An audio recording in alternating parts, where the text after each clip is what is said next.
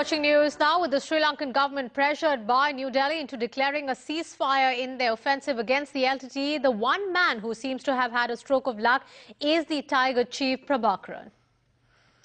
In fact, the LTTE could now take advantage of the ceasefire and escape via the sea route. Prabhakaran could also flee undetected amidst the refugees who will be moved from the war zone. The other option before Prabhakaran could be to surrender. Prabhakaran could allow the Sri Lankan troops to take him as a prisoner of war. He could then negotiate with the army to spare him the death sentence. Well, the more extreme option left to the LTTE chief could be to use the LTTE's harakiri method by committing suicide by consuming the cyanide capsule. He could then ask his cadre to dispose of his body so that the Lankan army keeps guessing on his whereabouts. Meanwhile, the Sri Lankan army, which has been on the hunt for the elusive Prabhakaran for years now, would hope that their combing operations result in the LTTE chief's capture. They could also use information taken from captured cadres and hope that the intelligence leads them to the LTTE chief Prabhakaran. On the other hand, the army could also try and work out a deal with the LTTE to effect Prabhakaran's surrender. The army could offer lenient treatment to the LTTE chief if he surrenders unconditionally.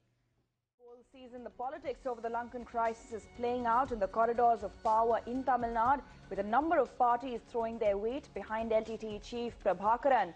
And as the Lankan army closes in on the LTTE chief, DMK leader and Tamil Nadu Chief Minister's son Aragiri, speaking exclusively to Times Now, has said that no one has the right to take a life, referring clearly to whether Prabhakaran should be granted amnesty. இன்னைக்கு மட்டும் இல்ல தேர்தலுக்காக நாங்க எல்லாம் செய்யறதில்ல என்னையில தான் செஞ்சிட்டு இருக்கோம் ஆட்சியில இருந்தாலும் சரி ஆட்சியில இல்லாட்டியும் சரி அங்க உள்ள தமிழருக்காக தலைவர் என்னைக்குமே பாடுபட்டு தான் இருக்காரு. And Aragiri's comments come just hours after his father, Tamil Nadu Chief Minister Karunanidhi, called off his fast. Aragiri went on to slam critics who claim that Karunanidhi's fast was a political gimmick, stating that Karuna has been fighting for the Tamil cause for a long time and is not doing it for political gain. நாங்க எத்தனை காலமா தமிழருக்காக இது பண்ணி தலைவர் அவர்கள் இந்த படுகொலையை தடுப்பதற்கும் தமிழர்களை காப்பாற்றுவதற்கும் எத்தனையோ போராட்டம் நடத்திருக்கோம் அறப்போராட்டம்லாம் பண்ணியிருக்காரு. இது எத்தனை காலமாக நடந்துக்கிட்டு இருக்கு. இன்னைக்கு வந்து அப்படி அவங்களுடைய அரசியல் லாபத்துக்காக சொல்கிறாங்களே தவிர வேறு எதுவும் இல்லை. Well, that's the big story we're tracking right now on Times Now. For more on the situation in Sri Lanka and the lives of Tamil civilians are impacting Tamil Nadu on the ground, let's go across to Durga Nandini, who joins us from Madurai. Morning, Durga. Morning, Sharat. I am joining you from Madurai in Tamil Nadu. Well, it has been one day of dramatic developments in Tamil Nadu all through yesterday. It was Chief Minister M. Karunanidhi who undertook his fast, his sudden indefinite fast in Chennai yesterday. And then it was his son, M.K. Aragiri, who expressed solidarity to him. And with his set of leaders in Madurai, he joined M. Karunanidhi in his fast. So it has been dramatic developments over the past 24 hours. And there have been reactions coming in from the opposition gunning for the DMK, saying that it is a poll gimmick. The DMK is merely using the Tamil issue, the crisis in Sri Lanka for their political gain.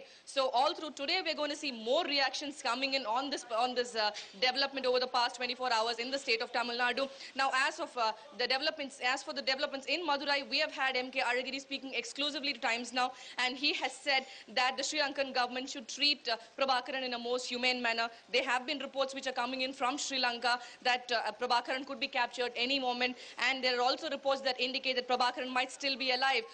And with Daya Master even in his confession stating that Prabhakaran will fight till his last breath, the Chief Minister's son M.K. Aragiri now says that he should be treated in a very humane manner. So it is going to be a day full of activity from Tamil Nadu.